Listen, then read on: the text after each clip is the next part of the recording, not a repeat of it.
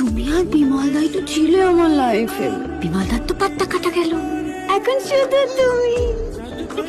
কি করতে হবে দিদিমণি মা? বিমলদার লাশটা সরিয়ে ফেলতে হবে এক্ষুনি। কিন্তু কি করে? রাস্তা নিয়ে গেলে তো লোকজন দেখে ফেলবে। সারাক্ষণ ছিচকাকুদের মতন ভেলভেল করো না তো, কাজটা করবে না হাজতে যাবে। শোনো শোনো, পোশাকের মধ্যে জড়িয়ে একটা পুকুরে ফেলে দেবে। নিয়ে যাবো কি করে? সব বুদ্ধি কি আমিই দেবো? তুমি কি মাগনা টাকা পাবে?